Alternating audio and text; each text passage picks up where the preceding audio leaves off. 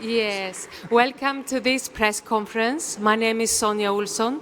I'm from the Brahma Kumaris, and I will be hosting this session. The press conference is called Climate Emergency Needs Visionary Leadership. And it's a great opportunity to be here just after the youth, because it's a vibrant atmosphere in this room after that powerful press conference from the youth. Climate reality is our new reality, and scientific evidence shows that a fundamental shift needs to happen on all levels of society. But we're not clear how to facilitate that process. Faith-based communities, such as Brahma Kumaris, emphasize virtues, values, a spiritual mindset needs to happen again, needs to be our guidelines. We are all change agents, but what more do we need to develop to become leaders in our fields? And to address this topic, we have three experts here on our panel. So Golo Pils and Sister Genti from Brahma Kumaris and Martin Frick from UNFCCC. So most welcome to our panelists, and welcome to you in the audience and everyone watching online. And we will start with Golo Pils. Golo Pils is the energy advisor to the Brahma Kumaris, and he's just directed the construction of India One solar thermal power plant in our headquarters in Rajasthan. So Golo, welcome. And yeah, thank you very much, Sonja. And let me just briefly introduce the Brahma Kumaris. We're a spiritual organization, our headquarters in India. We have 5,000 meditation centers around the world. And 15 years ago, we have set up an environmental initiative, and we advocate 10 ways to change your lifestyle, live simple, be compassionate, open your heart. We also inspire people to change, become visionary leaders, become creative, become motivators, strategists, and peacemakers. We also have rolled out a policy to our meditation centers around the world. We advocate them to live simple, buy compassionate, use things economically, and learn continuously and share the knowledge. We also advocate a green lifestyle and urge people to rethink, reuse, reduce, recycle, and to refuse all the consumption. We also, of course, advocate a vegetarian lifestyle, and there are many studies out that it will tremendously help the planet if we all switch to a plant-based diet. On the other hand, we have set up a research and development unit and are very active since the last 20 years in the field of renewable energies. Brahma Kumaris is a recognized research center in India and is one of the biggest institutional user of renewable energies. You can see a solar steam cooking system we have set up 1999, and we cook 35,000 meals every day. You can see here one of our gatherings. We also have installed more than 500 photovoltaic systems in India, and we continuously try to upgrade these systems. We also promote the solar cooking box. We distributed more than 40,000 lanterns in India. India has 60,000 villages without electricity, so you can imagine how important a solar lantern can be. We also recently completed a 1 megawatt solar thermal power station, a 15 million euro project funded partly by German government and Indian government. It's a thermal power station with storage. We operate 24 hours, and the whole R&D, construction, design, installation has been done by our own team. And here you can see the overview of the plant. We have added 1 megawatt of photovoltaic, and we believe that everybody should make use maximum of renewable energies. All this work has been done under courageous leadership of Dadi Janki. She's the head of the institution. She's 103 years old, And one of the speciality of Brahma Kumaris, she's my boss, by the way, and helped me many times. And one of the speciality of Brahma Kumaris is we're administrated by women, and we would have less problems if we would have more leaders who are female leaders in important positions. So we believe it's very important to be optimistic and not be negatively affected by the climate change and the outlook. And we should all have a positive vision of a future world which should be a world of peace, love, harmony, beauty, perfection, prosperity, happiness, justice for everybody. And we believe that meditation is a very powerful tool to achieve that. I myself meditate since 35 years, and scientific evidence is there. If you meditate, it basically changes yourself on a very deep subconscious level, and you're able to change your habits and your awareness, and that's all what's required. We all have to change our lifestyle. We all know that, and we have to be ready. So we need flexibility, and meditation is a very powerful tool to achieve that. So what we think matters, positive thoughts, love and compassion, and meditation creates the inner resilience which we need in the future to come. It helps to cool our mind and gives us the strength to initiate the shift towards a better world. So what we ultimately have to do is we have to take the earth into our hands, and we have to perform good actions, good purchasings, clean technologies, but we also have to send good thoughts of love and peace towards the planet. And I thank you very much. Here are a couple of our web pages where you will find more information. And I hope you got an overview of what Brahma Kumaris is doing. Thanks very much. Thank you very much, Golo, for giving that overview and sharing our activities. Next speaker is Martin Frick. Martin is the Senior Director for Policy and Program Coordination here at UNFCCC.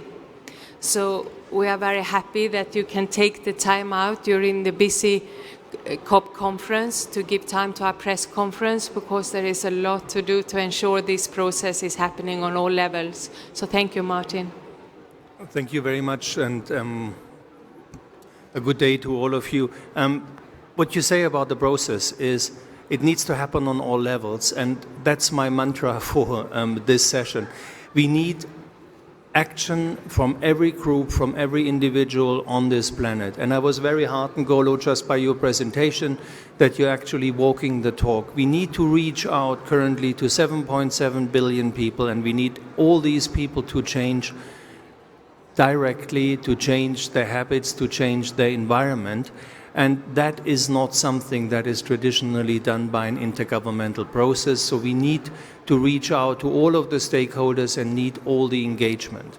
Title of this press conference is The Importance of Visionary Leadership. And maybe we reflect half a second what visionary actually means. It is one of these buzzwords today, but it has a deeper meaning than that, because a visionary is somebody who can see something that is beyond what you have today. And that is precisely what we need, because we cannot move into a climate resilient future. We cannot move into a climate movement that globally reaches all of the people we need without having an idea where we're actually going into. We know pretty well what we don't want. We don't want this planet to heat more than 1.5 degrees. We don't want to see more heat waves, more droughts, more hurricanes, more extreme weather events. That is clear. But where do we want to move? How can this future look like? And I think the message that we should be delivering much more clearly is we are actually heading towards a world that is more livable, if we get it right, than this one now. If you are living in the inner city and your children are breathing air polluted by diesel particles, that's not a good life. If you're eating food that is poisoning you and not nurturing you, then you're not living a good life. If you're living in a world in which you can spend your holidays on the other part of the world, but at the same time these paradises that you are visiting are being destroyed by you visiting them, then this is not a good life. So visionary leadership for me would mean that we actively think about how our life can be more fulfilling, more happy, more healthy in a climate-smart future that we can create by our actions starting here and today. And maybe I leave it at this point. Thank you. Thank you very much, Martin. The importance of seeing beyond what is visible today. So, Sister Genti is our next speaker. Sister Genti is the main representative of the Brahma Kumaris to the UN in Geneva and director of all our centers in Europe and the Middle East. And she's practiced Raj Yoga for over 50 years. So, welcome, Sister Genti. Thank you. I'd like to begin with a greeting of peace to my sisters and my brothers. Om Shanti. And Martin gave a beautiful description of what it means to be visionary, and I'd like to take up this word leadership. And there's been a lot of research done into what makes an effective leader, and I'll share a few points with you. It's not comprehensive by any means, but firstly, a leader is one whom everybody can trust because she is able to keep the promises they make. A leader is one who's walking the talk. A leader is one who is able to be inclusive and not exclusive, but is able to bring everyone together. And so I look around the world today and I ask myself, well, how many leaders are there just fulfilling even these few criteria? There's plenty more, but even just this as a starter. And so I think that maybe we look back in history and see, did we have such leaders? And I'm sure that you'll remember people like Mahatma Gandhi, like Nelson Mandela, and so on. But I had the good fortune of meeting a man who was deeply spiritual and visionary and definitely a leader. And his name was Prajapita Brahma. And I met him first in 1957 when I was 8, and then through my teenage years, and finally in 1968, and he passed away in 1969. But he had a vision of a better world. But he asked a few questions and said, well, is it possible to have a world without suffering? Is it possible to have a world without illness? Is it possible to have a world in which there is no one who is needy anymore? And we're not just talking about climate emergency, we're talking about the whole question of civilization and what it is we hope to achieve. And so when he asked me these questions, I wasn't competent enough to answer them, but he said, yes, it is possible. But only when we've been able to remove negativity from within ourselves, then you can have a better world. So I look at the subject of climate change and I ask, well, how does all this apply? And I think first and foremost, it needs that vision of one world, one family. I think we've had this problem with humanity in which we've been divided amongst ourselves for millennia. But I think that when you come to a crisis, then that crisis, that emergency, pushes you to make decisions which you know are morally right, but you'd been reluctant to make before. So am I able to let go of limitations and divisions and this whole concept of what is my and mine, and make that much bigger, much wider, and consider the human family to be mine, to consider the planet to be my home, our home. And I think we would approach the whole subject very differently if we can see that.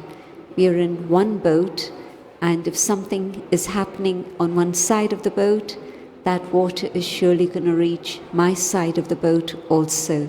So I think this cooperation together, working together with authenticity, removing whatever is negative that comes in our way, and yes, we can have a better world. Thank you. Thank you very much, Sister Genti, for giving us good key points on leadership. So we open up for questions, and I hope there are questions. And if you have, can you please indicate? Are there any thoughts or questions in the audience? One? Okay. Hello, thank you. My name is Alexis Pescaris. I'm from the United States. I'm a student in environmental and energy policy. I'm also a Hatha yoga teacher and a Raja yoga teacher as well. So I can speak from personal experience the fruitful gifts of meditation and how it's transformed my life as well. So I'm just so invigorated to see you up there sharing the practice. My question for you is, how have you been able to disseminate the gifts of meditation? Like, how do you share beyond just giving this speech? How do you think we can take the practice and give it to people? Like planting the seeds of action. When we go and say how great meditation is, maybe some people roll their eyes. Yeah, that's some cloudy stuff. You know, you're in the Himalayas sitting on a cushion. But there's a gap between the gifts of the practice and what it can do. So I'm just curious how you've been able to bridge that gap, or if you have any recommendations for me as a youth. Thank you. Who'd like to take that question? I will. Sister Janti? Yeah. What I've seen is that, in fact, it's substantiated by some research that was done in Harvard. And what they found was that if there's one individual who's able to perform an act of kindness, that inspires the people around that individual. Maybe it's 5 people who are in contact, but those 5 people are inspired and they go away and they inspire 5 more and 5 more. And it goes on for a few times and then it stops. That energy is dissipated. But multiply and you'll see that every individual can inspire at least 125 others. And so that gives me great hope that even the people who are here multiply, and each one influencing 125 others, and you can see that things can multiply very quickly. Thank you. I then have a questions to the panels here, because we talked in the morning the importance of sharing our personal stories. So I'd like to ask you what you personally are doing to develop your own leadership and visionary abilities. And we have like 5 minutes left, so any of your personal advice from any one of you? Golo goes first. Yeah, I like your question very much, how to share the gift of meditation. And what we do is quite practical in India. We, for example, had more than 50 seminars for engineers to come to our solar plant and see the plant. And we gave 3 days training straight on renewable energies, concentrating systems, advantages, disadvantages, quite technically. But in the beginning and the end of the sessions, we always offered meditation. And everybody participated in the meditation, and they actually liked that combination of science and spirituality when it comes together. And you mentioned the word planting a seed, and each good thought is a seed which we plant and will grow and will create some goodness. So each meditation which we perform changes the atmosphere and spreads out. So I'm not worried at all that goodness will prevail, and many good seeds are being planted right now, and something better will emerge out of all the climate disruption and chaos we are facing right now. So I have a very positive vision towards the future. It's very important also for mental health and for happiness and so on, you know. Thank you, Golo. And personal story, yeah, well, I meditate since many years and have a lot of benefits out of that. And it helped me also to work and perform these renewable energy projects. Thank you. Martin? Yeah, maybe a very short personal story. For me, an eye-opener moment in climate change was 8 years ago in a conversation where a friend of mine said, with this climate change thing, we behave like children who hope that the adults will fix the problem for us, and it's time for us to wake up and find out that the adults, that's actually us. Thank you. Thank you.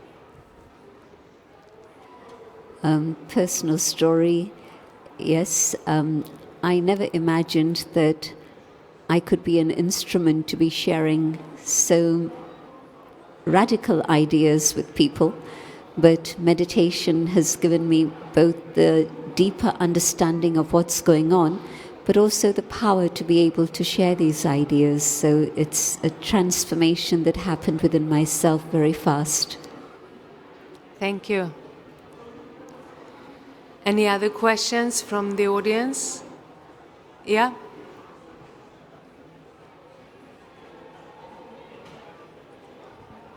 Good morning. I'm from Cape Verde Island. My name is Monica. I didn't get what is the connection between meditation and climate change, and what was the main gift from meditation? Thank you. Shall I? Yes, please. Meditation deals very much with awareness and consciousness. And while I have a materialistic attitude to life and a materialistic consciousness, then I'm just taking. I want more and more and more, and I'm destroying the planet together with 7 billion others. But at the point where I change, and I change my awareness to a deeper awareness of the inner being, the spiritual consciousness, then in that spirituality, I know that my happiness is not from buying and traveling and any of these things, but my happiness is within. And so I'm able to simplify my life and stop being needy and stop taking from our planet.